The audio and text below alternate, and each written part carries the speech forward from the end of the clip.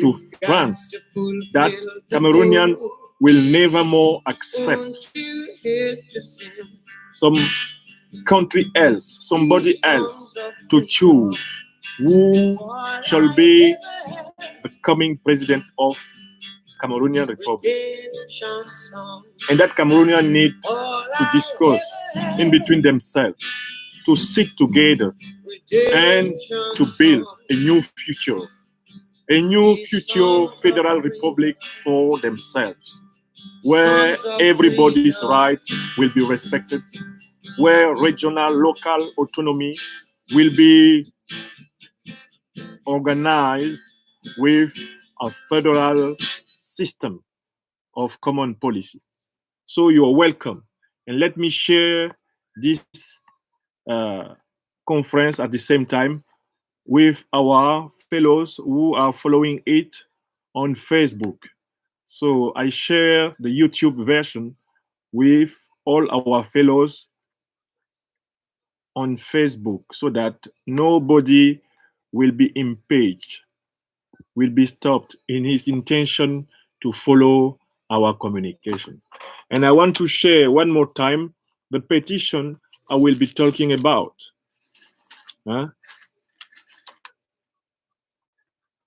I want to share it one more time, and then I will explain more. Now we are more than 60,000 people from Cameroon in the continent and in all the diaspora who have decided to sign, to give their names for this petition. This is a wonderful initiative, and this initiative comes just after another and bigger initiative for Cameroon survival solidarity, which is going to the €1 million and quite the $1 million in the coming days. We are working to build a new ideal of sovereignty in Cameroon and to give a wonderful example to Africa. So, welcome to this particular address. I will be using my best English. I will be using, as well as possible, a good and accurate language for all my fellow who only understand or will prefer to understand a version of our petition in English. The petition is being now translated. This is not the problem. I just want to explain the goal of this petition in our tactical view or strategical view. What is the goal of this petition? This is the most important for us now. So you are welcome. You are welcome, and let us go now ahead.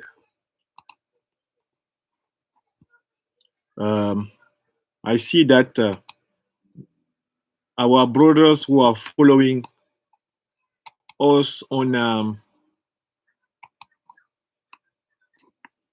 Facebook have some problems to follow us correctly.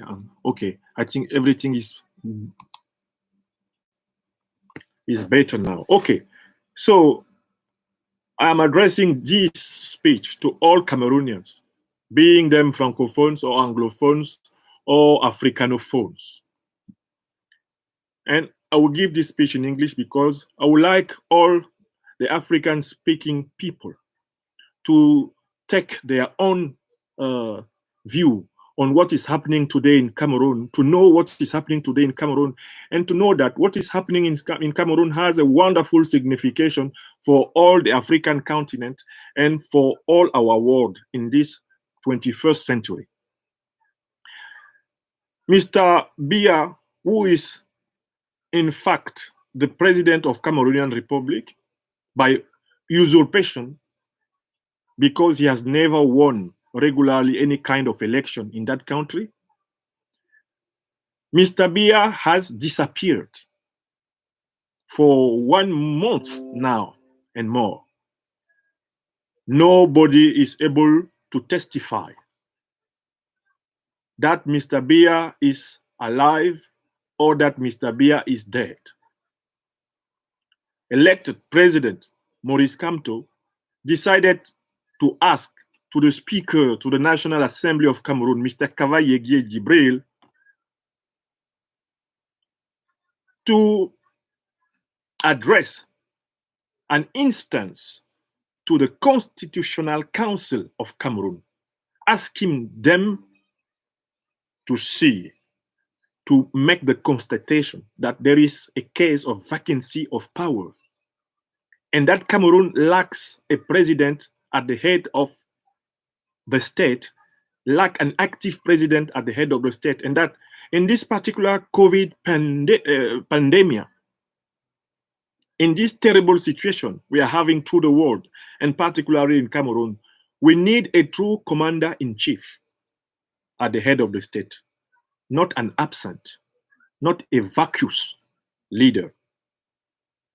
So we were waiting for the answer of that speaker to the National Assembly of Cameroon, named Kavayegie Jibril, when a very singular man, without any right to talk on about the situation of Cameroon, or to talk by substitution to the president de facto of the republic, a very singular man called French ambassador to Cameroon, Mr. Christophe Guilhou, appeared and decided to become the most important communicator of Mr. Biya's government. And he organized on April 16th, a very ridiculous, fake audience to the Palace of the Unity of Cameroon, the Presidential Palace of Cameroon in Yaoundé. And everybody knows that, in fact, Mr. Guilhou has never encountered, he has never met, really, Mr. Biya on April 16th in Yaoundé. We know that because we have three categories of proofs. The first category of proof is time analysis. At the same day, Mr. Biya's Twitter's account announced at 3 p.m. that he had just received in audience Mr. Christopher Guilhou. It was 3 p.m. And in the same afternoon, the National Radio Television, Cameroon Radio Television, announced that Mr. Guilhou had been received at 5 p.m. by Mr. Biya. So we had a contradiction in the timing of that fake and very mysterious audience, because the time of the audience given by Mr. Biya's communication on Twitter is in contradiction with the time of the audience given by the official television of Cameroon. Do you understand this? So this is the situation. Let me take one more time our brothers on internet, on Facebook, who have been absolutely forbidden to participate. I will call them back. They have the right to be with us. Nobody has the right to forbid us to talk to our Anglophone speaking fellows. So I will give them one more time a possibility on Facebook to be with us. If you have any kind of problem on Facebook, just join us on YouTube. Franklin Yamsi YouTube is also working, and it is working very well. Just join us on YouTube if you have any particular problem on Facebook, because they are doing their best to impeach our communication on Facebook. This is not for us a problem.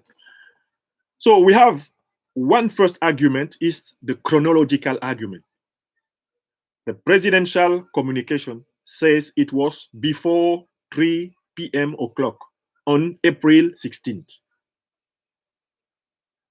And the official television says it was at 5 p.m. o'clock. So If the two versions are true, for sure, the conclusion is that there has never been any kind of audience in that space of time between Mr. Biya and Mr. Guilhou, because we have two different timing given by the same official regime of Mr. Biya. The presidential communication says it was before 3 p.m. And the official communication, the Cameroon radio television, says it was after 5 p.m. If the two versions are true, if they are true, the conclusion is that there was no kind of audience at all, because we don't have a fixed time of that audience. This is the first argument. There is a second argument. Many medias have called the political service of the French embassy to Cameroon, and I, Professor Franklin Nyamsiwa Cameroon, have personally called the political service of the French embassy to Cameroon, asking them that same day if there was any certitude that there was an audience of Mr. Guilhou to the presidential palace with Mr. Biya. And the constant, regular, repetitive answer of the political embassy service was there is no confirmation of such an audience. And this second point is very important because we see in the fake video of that audience that Ambassador Guilhou was alone, without any of his assistants. So that it is very clear that his colleagues, all his colleagues at the French embassy to Cameroon were not aware at all of that particular audience. So he was hiding something. If Mr. Guilhou decided to go to the presidential palace without any of his colleagues, it was because he was preparing for fake news. He was organizing, in fact, a fictional movie against Cameroonian people with those communicators of Mr. Biya in the Unity Palace. So that is it for the second argument. And there is a third argument, which is very important. Our technicians, our engineers of movies have analyzed the sequence, have analyzed all the movie, the 2, 3, or 4 minutes of the movie of the so-called audience. And in fact, it is clear that the scene where Mr. Biya is supposed to meet with Mr. Guilhou is a fake. It is a fake. Mr. Biya has never met, in fact, Mr. Guilhou on April 16, because for sure, the images of the body of Mr. Biya from time to time are hidden by the images of objects being behind Mr. Biya, which is a situation we just have when there is a fake movie. The body of Mr. Biya is hidden many times by the cupboard being behind himself. The body of Mr. Biya is hidden many times by many objects which are supposed to be in his back. And this is the technical, scientific proof that that audience was a fake. So, being convinced that that ambassador has decided to participate to a very terrible mystification against the Cameroonian people, we are asking, as native Cameroonians, as friends of Cameroon, as freedom fighters through the world, we are asking for the immediate departure of that man, Christophe Guilhou, from Cameroon.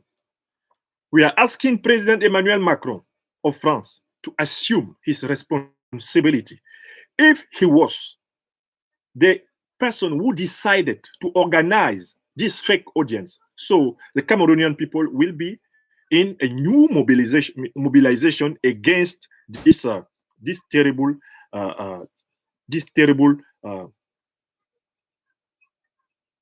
mystification. If Mr. Macron is not responsible of what the ambassador has done in Yaoundé, so he just have to remove him. That is the main reason why we decided to write an open letter to the French Republic President Emmanuel Macron, and we have decided at the same time to use this letter like a petition of the Cameroonian people against that particular ambassador. Why? Because if we can obtain that ambassador be removed from Cameroon, this will be a very important message to France to say that Cameroon is tired to be directed by people that our sovereign people has never elected. This is very important. And it is very important to say that through that petition, the mobilization of Cameroonian people shows what will happen if they try one more time to, in fact, reduce Cameroon into a monarchy. Cameroon will never be a monarchy.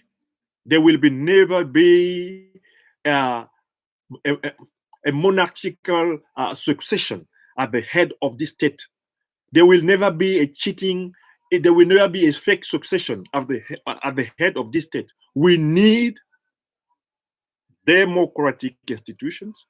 We need a true electoral organization. We need a new constitution, a new federal constitution to solve the Anglophone crisis on one hand, and on the other hand, we need a new constitution for the building of a true democratic republic in Cameroon.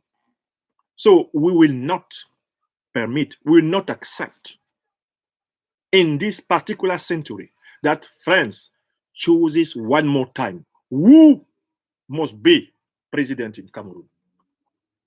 That time is over. And this is the deep meaning of the petition we are calling you to bring your support for. You are listening to me now in Marwa. You are listening to me in Garwa, in Gaoundere, in Bamenda, in Bweya, in Douala, in Bertoua, in Ebolova. You are listening to me all over Cameroon and all over our diaspora. If you believe there could be a true democratic republic in Cameroon, you have to seize this wonderful opportunity to send a very important message to the French Republic that this is the end of neo-colonial domination in Cameroon. We can't more accept in Cameroon fake rulers, fake elections. We want the civil war, the killings of our people in the northwest and southwest region to be ended immediately. And we want the opening time of negotiation, dialogue, discussions between Cameroonians. We are able to build a new solution for the country, respecting the interest of everybody. So this is the particular message I had to share with each of you people. And I am asking you to share this petition, to sign this petition, and to explain it to those who don't know why we are doing it. This is a yellow card, a powerful yellow card to French Republic we have to give. So let us work for it. And I just tried today to say it, to put it in English, in my best possible English, which is not the most perfect, I recognize, but which is sufficient, I think, for you to receive the quintessence of my message, to receive the substantiality of my message. This is a wonderful fight. I thank you, brothers and sisters, to help Cameroon. I thank you to involve yourself in this petition. Let us go ahead and have a wonderful day. May God bless you. May God bless Cameroon. May God bless our freedom. Share the petition, sign the petition, help Cameroonian people to be understood, to be heard to the world. Thank you very much.